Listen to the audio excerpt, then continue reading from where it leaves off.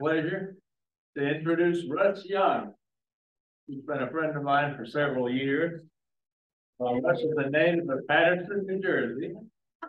Another Yankee. I'm a Yankee as well. He's worked for GE for several years. Went to Kettering University. Retired for 20 years. Worked for them for about 40. Has always been interested in clocks and watches, and a tremendous interest.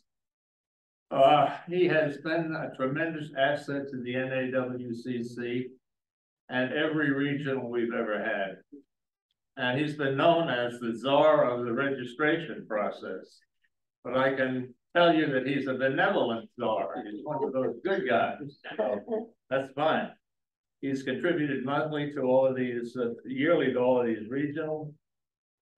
He's also contributed to the national, and he's also got an exhibit or two in our exhibit this year. So very well, a lot of expertise. He's also been honored as a star fellow at the. So it is my distinct pleasure to introduce Russ.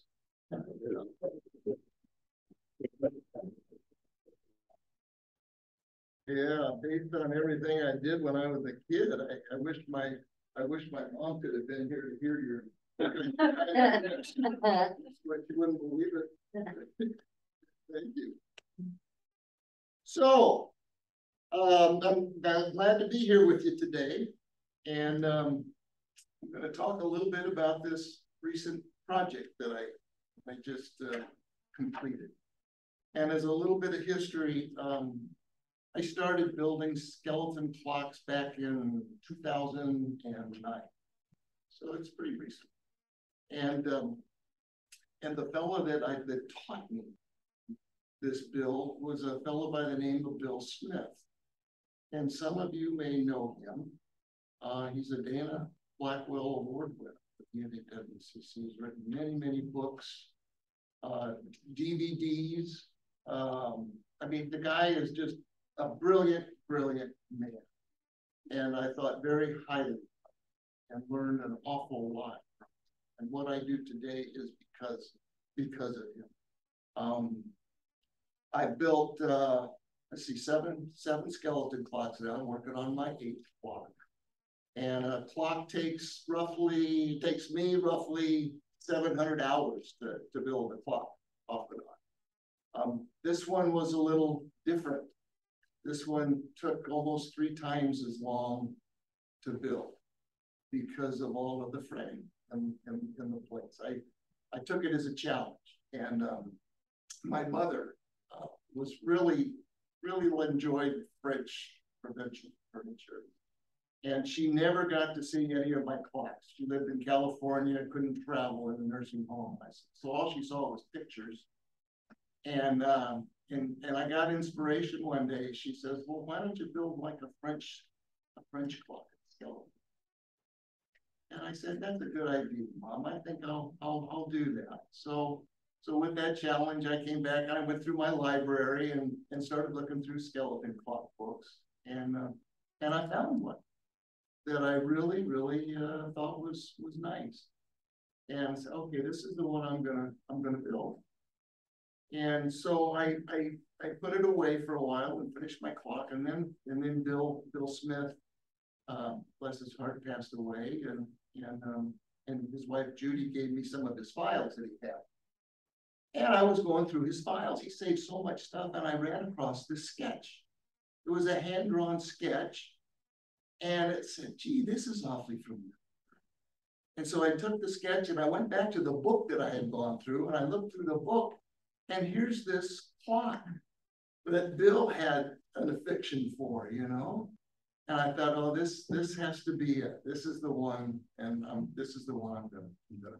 So anyway, with that, I decided to go ahead and build it, and I designed it from scratch. It's all from scratch. I had to draw it out on a piece of paper.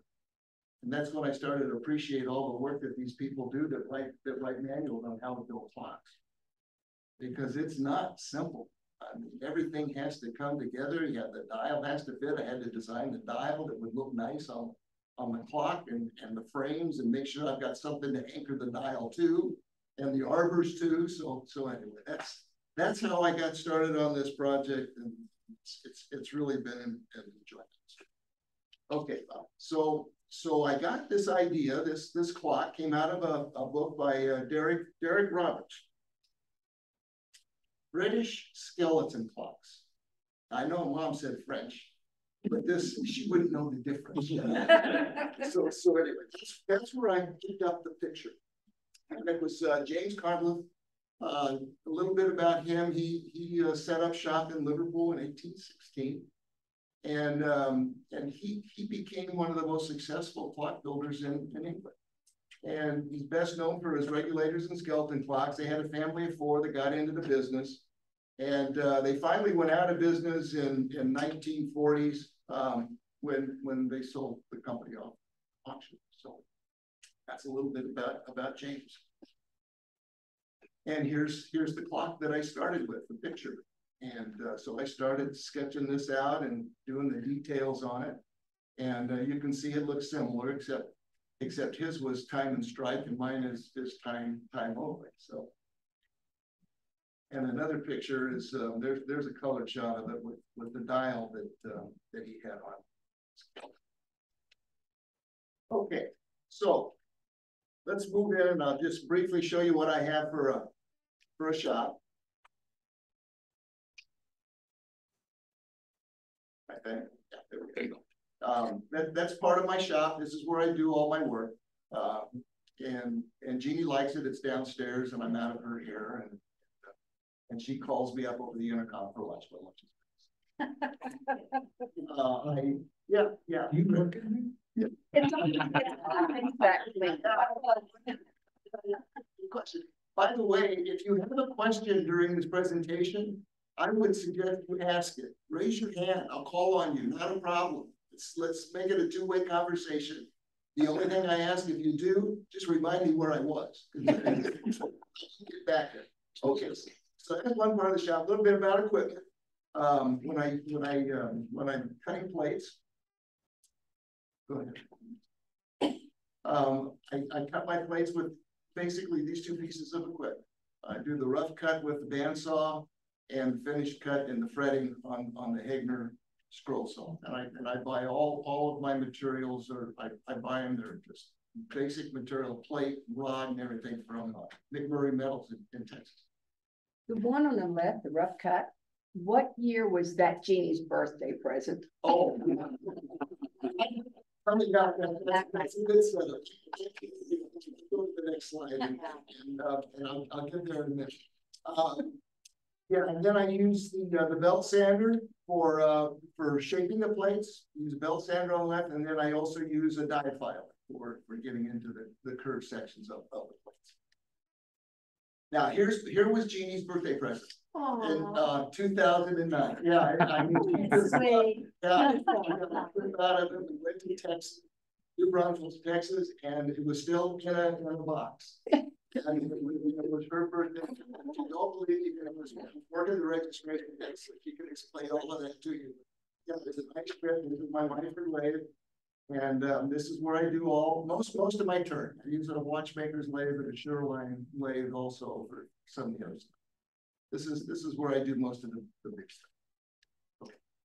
I had mentioned that in the design of this clock, I used a lot of designs that I had previously done on other clocks. So here is a train that came out of a Wilding scroll clock, and it kind of fit the height of my clock. I said, hey, this will work. Pendulum length will fit real nice. So those were the basic designs for the train, and it runs at 126 beats per minute. And okay, and then so here's the plates, and what I start with is just some 3/16 brass, half hard leaded brass is what I use. And I took my drawings and I pasted it to the sheet of brass, and then I cut the front plate out. You can see the outline of the plate. And after I cut the front plate, then I clamp it with machinist clamps to another plate of brass. And I use the front plate as an outline for cutting the back plate. And so when I have it clamped, I go ahead and center punch and drill the pillar holes all the way through both plates. And then I separate them. And then I tap the back plate, 1/4-20, and I drill out the front plate pillar holes for clearance with the 1/4-20 screws. So then I have the plate now bolted together, as you see in the picture on the left. And then I go ahead and do I drill for the register screws. Got 2 register screws in it. So when you get done cutting the plates need to be registered when you're drilling the arbor pivot holes. So that makes sure that you have that you're registered with the back plate. So once those are done, then I start cutting out the back plate, the outside of the back plate. And then once that's done, I separate them, and then I cut out, I do all the fretting on the inside of the clock, inside surfaces. And then I rebolt it to the back plate, and then I do the same thing. I use the front plate as a pattern for the back plate, and I cut that out. And then once I have it completely cut, the plates remain bolted together, and then the filing starts. I have to start filing all the surfaces on this plate, inside and out. And I start with a number 2 file, then go to a number 4 file, and then a number 6 file, doing all the shaping and refined shaping, and then move into emery paper, 320 grit emery, 600 grit emery, and that's where I take it at that point. So now I have the clocks shaped. And here you can see the plates are bolted together now, and I still have the pattern in place. And then after I'm done with all of the filing and shaping, and anytime you do anything with filing and shaping, the plates have to be bolted and registered when you do that. And then you can see on the right-hand side, the plates are separated now, and they've been cut. When I get into the polishing of the plate, which gets towards the end, I told you I went from 320 to 600 emery. Well, then it goes to 800 to 1200 to 1500 to 2000 and then 2400. And then after I get done with all of those, then I polish. I polish the piece. And this is a shot of the pillars. There's 6 pillars on this plate. The picture shows 4. These are the pillars that I used for design. These are the ones that I used on my first clock, on my first skeleton wall clock. I thought those were nice pillars, so I went and used that design for this particular clock. On the pillars, there's 6 of them, and they all must be exactly the same length, shoulder to shoulder, 2.375 inches. No more, no less. They've got to be all exactly the same. Russ, you use a form tool for doing your maps to keep it identical, or you do a freehand? How do you? Well, the question was on how they the pillars identical. The shoulders. I just use dial caliber to make sure shoulder to shoulder is right. Yeah, but what about the design of the pillar itself? I do a combination of using the cross slide, but then when you get into the rounding part, I use a hand graver. Okay. I do it all by hand. And it takes a lot of time to do that. And the larger pieces for a hand graver, I take a file, and then I'll grind the file down and take all the file marks off so it's smooth, and then I'll cut the angle on it to make sure I get a grain, and then grind it down and sharpen it, and that's what I use for a graver or a small graver. That's how I do it. That was a good question, though. Okay. Here's the oh, I'm sorry. Yeah, you were ahead of it. Okay, here's the plates bolted together. The pillars made. After I get done with the pillars, machining them, I'll do the same thing with the emery paper, the 320, the 600 paper, and then I'll finally do a buff. I'll buff them on the buffing machine, and then bring them back and strip them down with acetone, and then I dip them in a 5-to-1 lacquer solution. 5 parts lacquer thinner, 1 part lacquer, very thin. Dip it in, shake it off, and that way I keep the brass from discoloring over time. Yes. Yes. Your front and back plates are different on your photo, but they appear to be the same on the finished product. Well, you see the difference. There's a back there on the back plate. You'll see I've got another plate for the suspension system.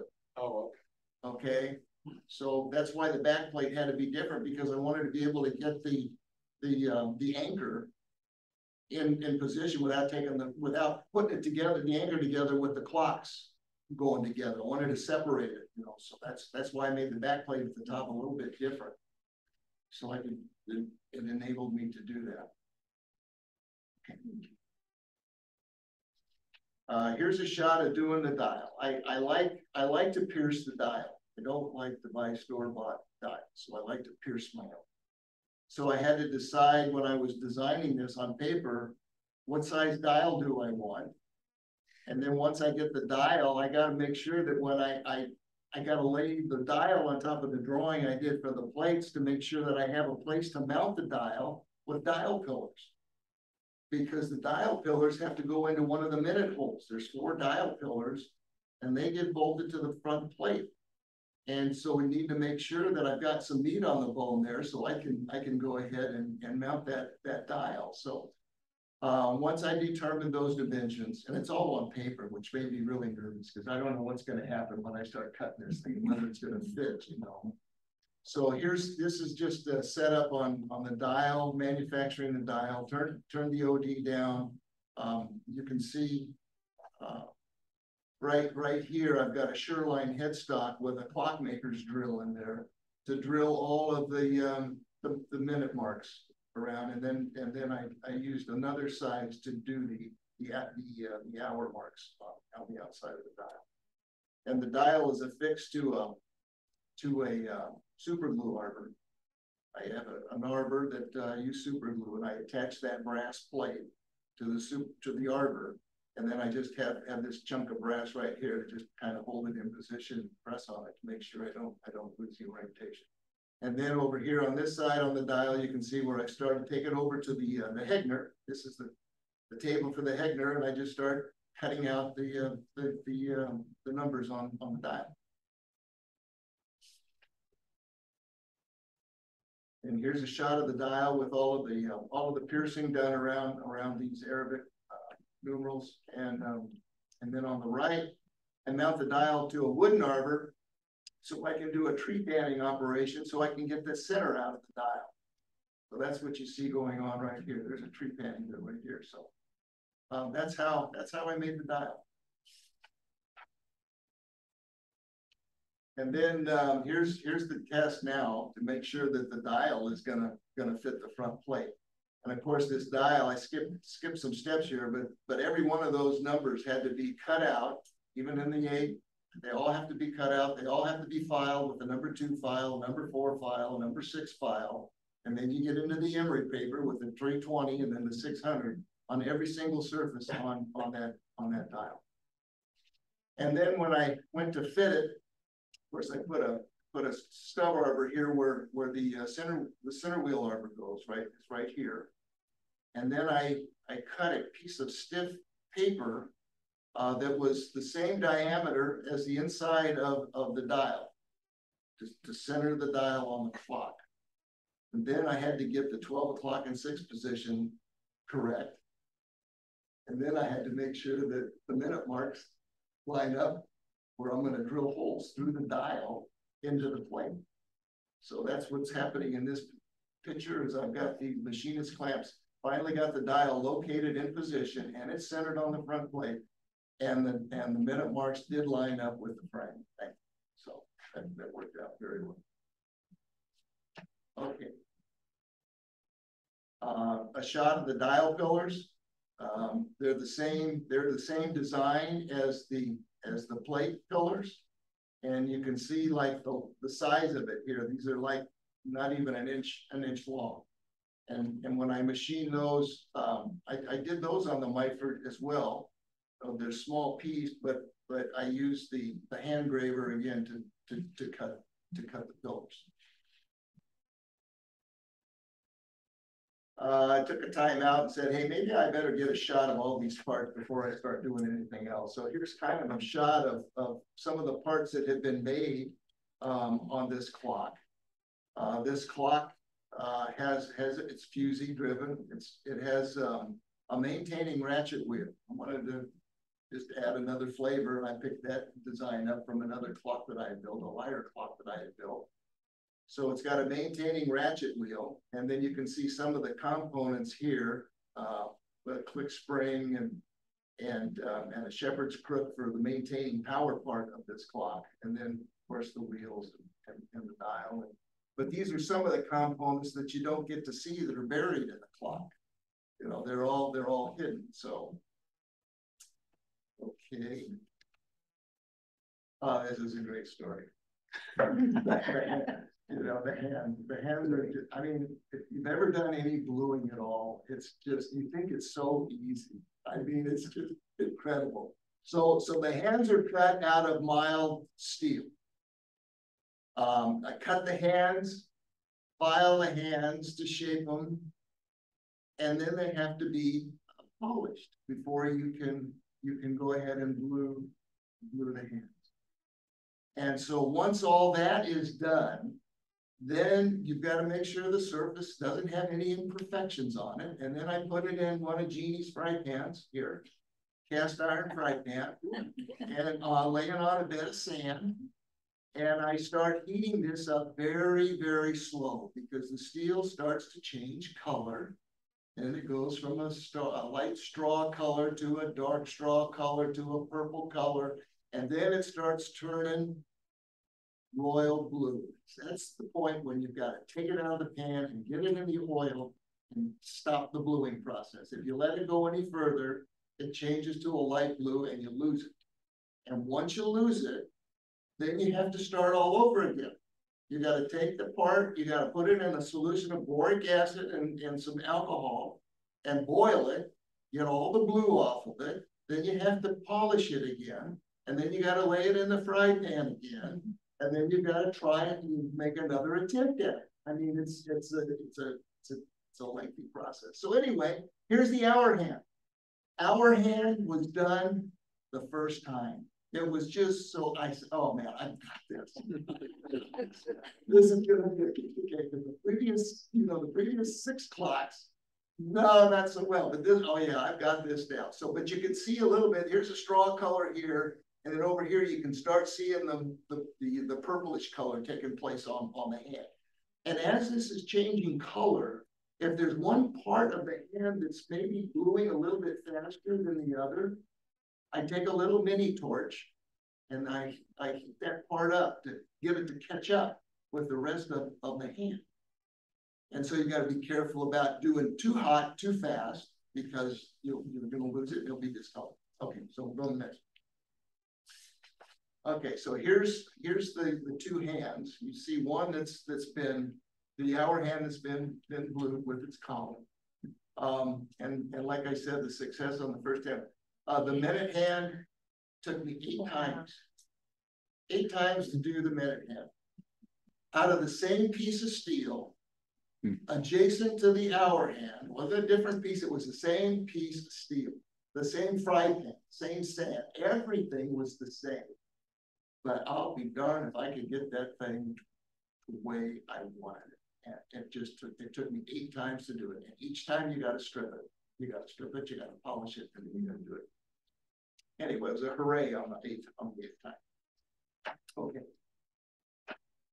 This is a shot of the Russ. Yeah. You showed a pan of brass and also sand. Did you have a preference? That was all part.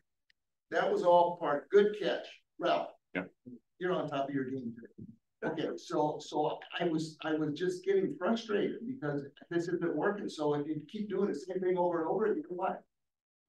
I was going to try something different. So I tried the brass. I said, okay, I'll try the brass shavings. They were clean, oil-free, but I still had a problem getting the hand fluid. I had to strip it down again. I said, well, I'll just go back to the sand again and I'll stay out. And as a side note, this clock that I'm working on now, talking about bluing, the pillar screws are 1/2 inch diameter, they have a 1/2 inch head.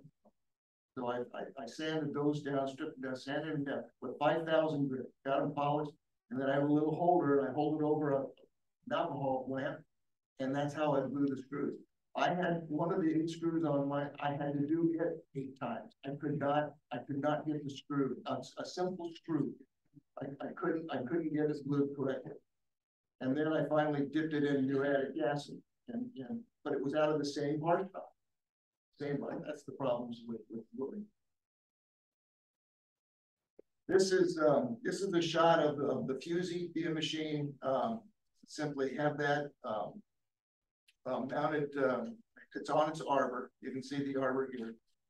It's just a block of brass, and drill through, and then I start shaping the Fusi, and you can see on the right how you start seeing the Fusi shape in that picture.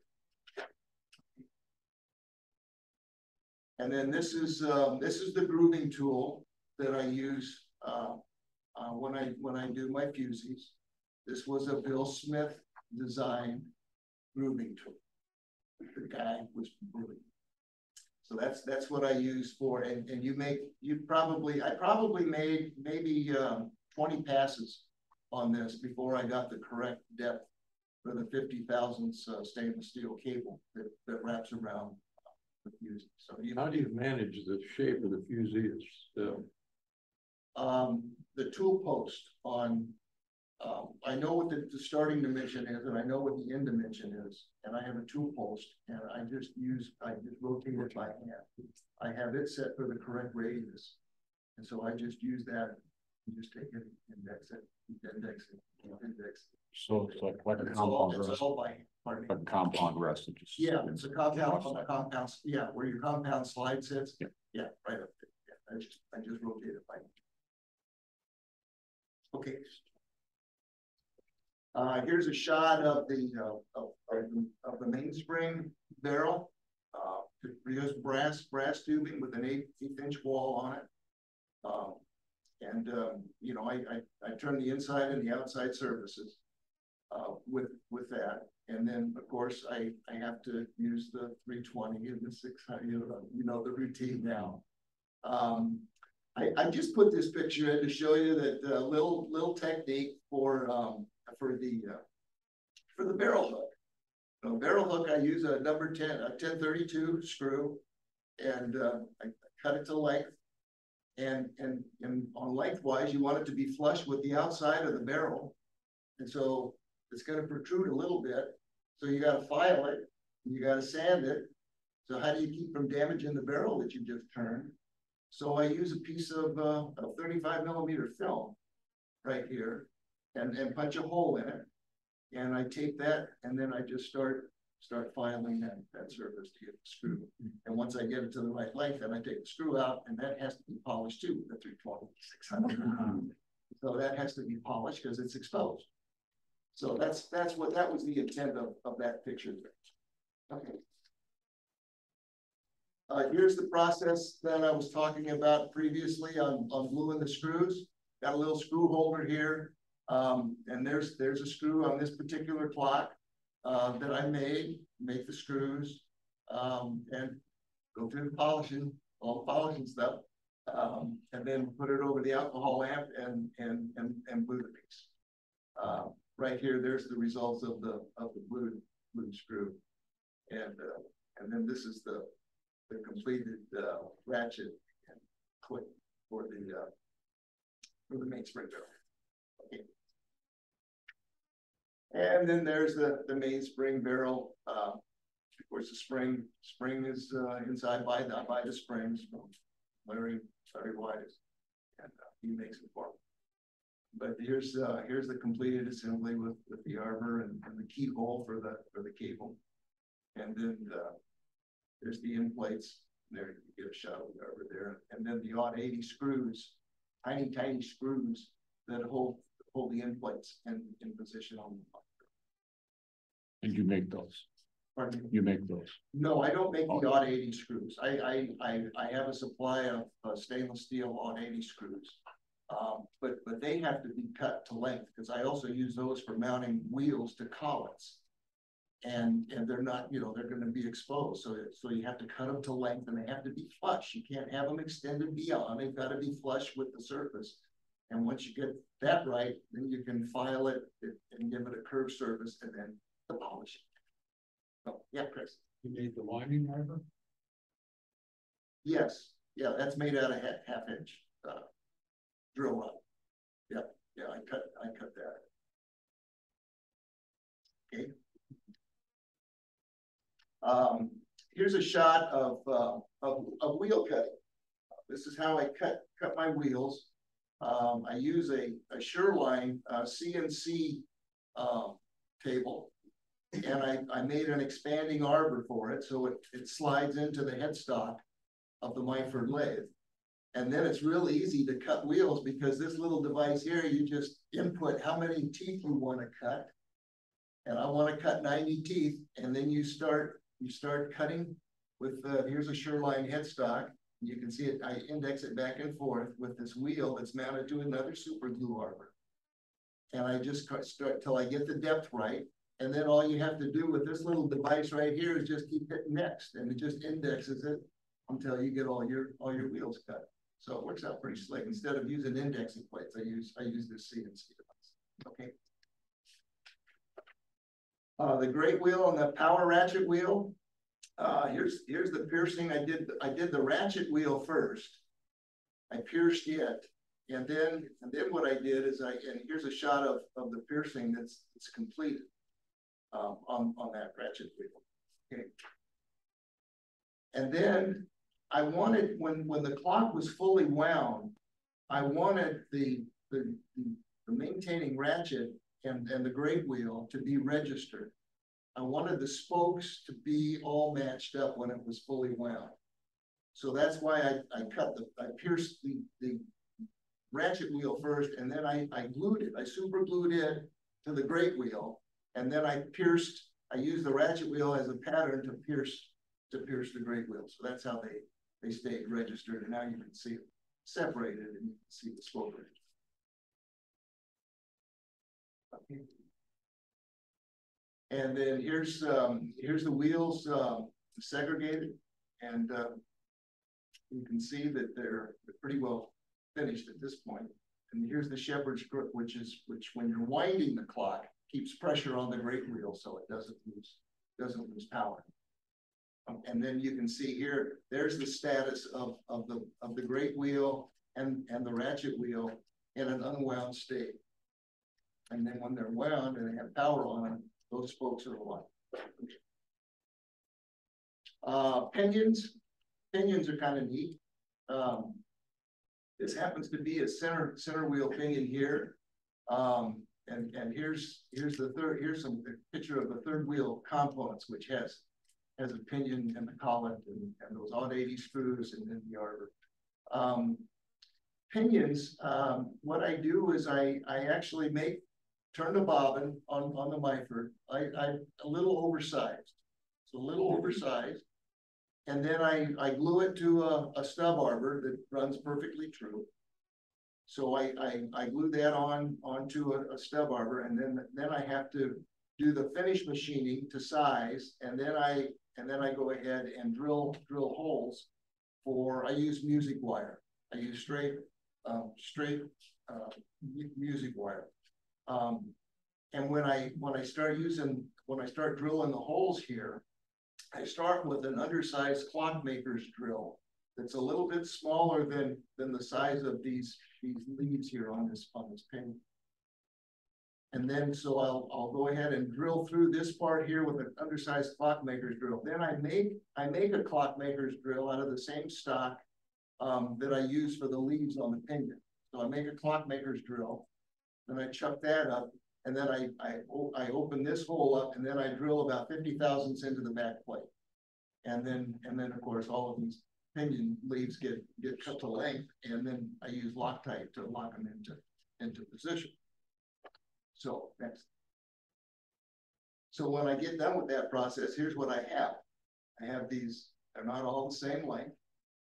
So to get them the same length, so I can get this surface finished, I take an arbor and I run it through here and I take it over to a grinding wheel.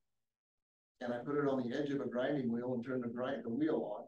And as the wheel's turning, it turns this pinion. So it's turning too. So all of the leaves end up the same length. And so I get it close. So I don't mar this surface up here. If I mar that surface, I gotta start over again. So I get it to a point where then I just take it by hand and just start rubbing it. That gets them all same length. It's them all the same length. It's all polished ends. Yeah, so it's really clean. A question, you said that you moved them in, I know working on a lot of American clocks that there's pinions, there's pins and they're actually spin, but you're set up to do that. No, I don't. Mine are not set to turn. These are all fixed in place. Obviously, A lot of times fixed so that. Oh yeah. I just will find out over time that I won't be around to see it. Okay. Okay. Here's a shot of the wheel assemblies with the arbors and pinions, all the center wheel. Here and then third wheel and then escape wheel. And on the escape wheel, I have a shot at it. Yeah, I made the cutter for the escape wheel. Yeah, here's the fly cutter here for the escape wheel. And I made this cutter out of drill rod, just oil hardened drill rod. So you cut it, shape it, and then you heat treat it and quench it and polish it. I use that for the cutter for cutting the teeth on the pinion. And here's a lantern pinion for the escape wheel and the collar and the arbor.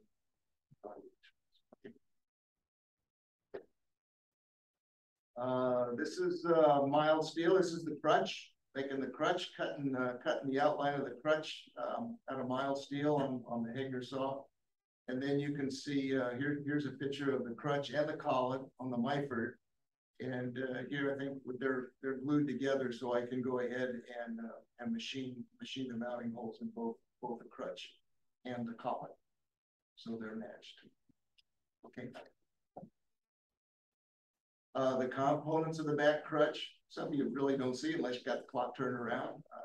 In the crutch and the collet, the odd 80s crutch pin, and then that gets riveted to the crutch, and then I finish that off so you can't see where it's been riveted. And as you go along and build this clock, when you start riveting these parts, it really makes you nervous. You start breaking out with sweat, because if you ruin the part, I mean, you got to start all over. It's just so okay. Here's a shot of the upper block, just out of brass, cutting it to shape. Here's the upper block with the suspension spring. This is just like feeler gauge stock, 6,000 steams, feeler gauge stock that I use. And then I used a hardened punch to punch a hole in this piece of brass that's folded over the suspension spring. Can't drill it, you gotta punch it. And then once I get it punched, then I take a piece of small brass stock and rivet it in place on both sides and polish it so you can't see that surface. So that's how I did on both of these, on this one and this on the upper suspension block as well. Okay.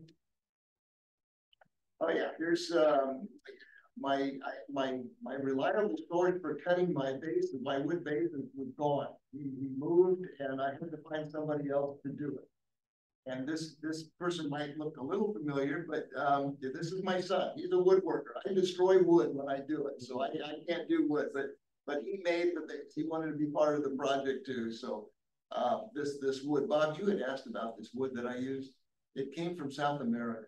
It's Gongola Alps is the name of the wood, and I've used it on a couple of bases for a couple of my clocks. And I like the grain of the wood. Great. My son made the base for me.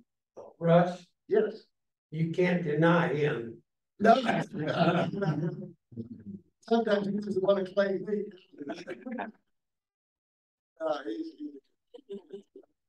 He enjoyed being part of the project because I named the clock after my mom. My mom had passed away when I was making this. So he wanted to be proud of it. He was just happy as can be to be part of the project. Okay, now that's the end of it. There's the finished clock, and made the key for it too, and make the keys for these clocks.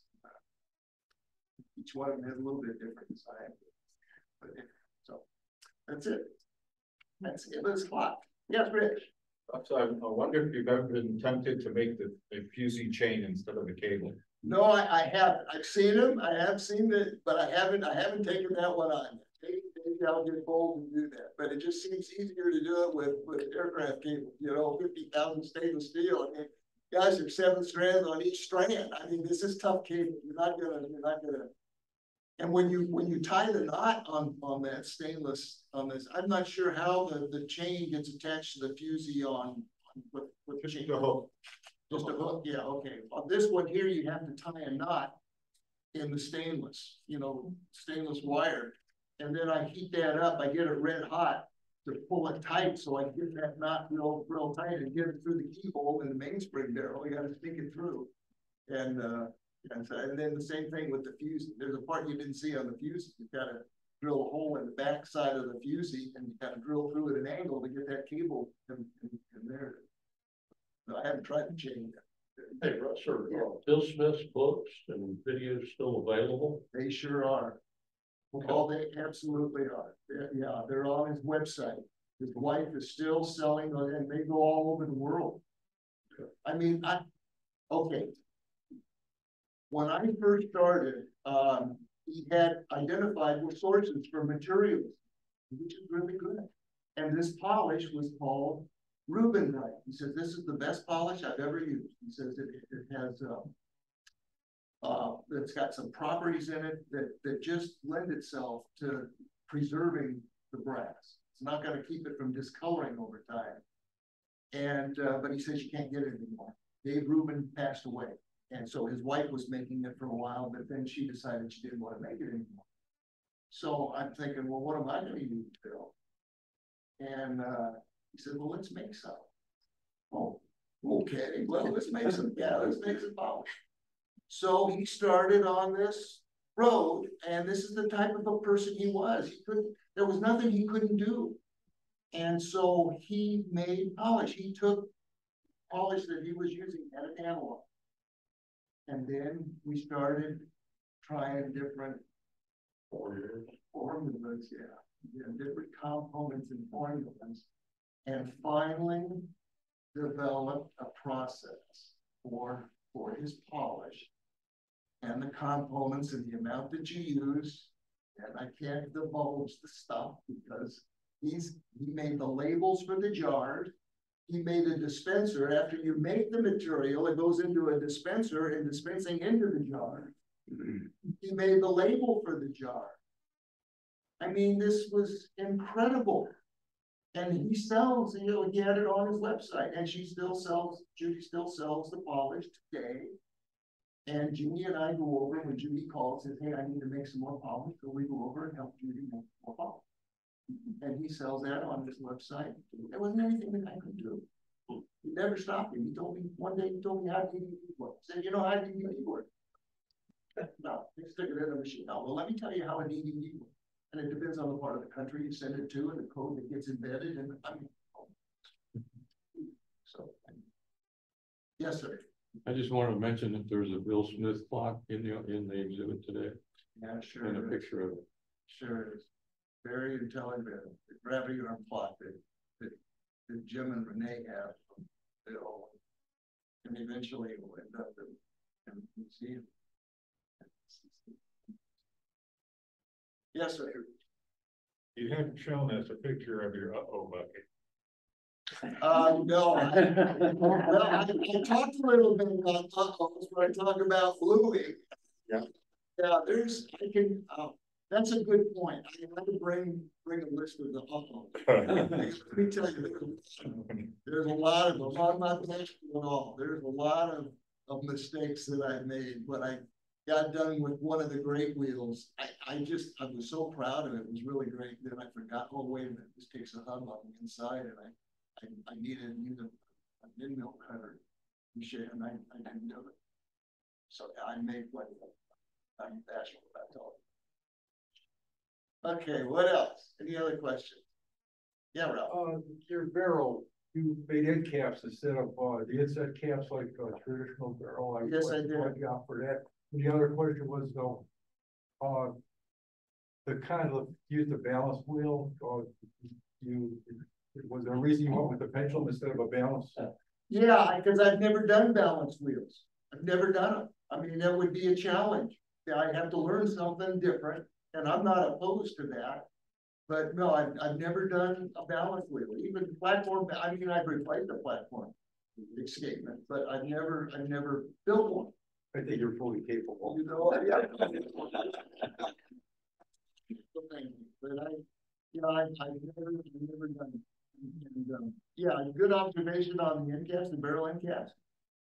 Yeah, those have shoulders, and I secure those to the barrel with odd 80 screws, which is a very sensitive operation to do, because you're at the end of the barrel for the end cap, and you've got to countersink it so that the odd 80 is flush with the barrel surface for the cable.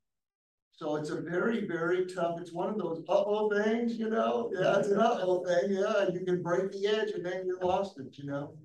So, but the clock that I'm working on now takes pressed end caps, so that'll be my first shot at making a taper on the barrel to have tapered end caps that get pressed into position. Yeah, no worries. I like doing this. Yeah, I don't know, just more meat on the bone, you know? I mean, okay, what else? Anything else? Going once, going twice? Okay, well, if you have any questions that come up, just stop. I'll be at the registration desk or walking around the mart like I don't know what I'm doing. You know, just stop me and we can chat and have a good time. And so thank you for coming today.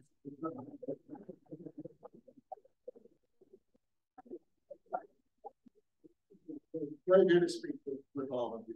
Thank you. Russell, wonderful presentation. I thought that was great. And just goes to show you the kind of expertise that exists among the members that we've got. And you'll see all kinds of examples of that kind of expertise in the exhibit. But Russ is a gem, he really is. Thank you so much, Russ. All of you got a little coupon when you came in. And we have got 2 prizes for this exhibit. One is the Bill Smith book, How to Make a Skeleton Clock. And the winner will be ticket number 367249. There we are. Come on up, young man. There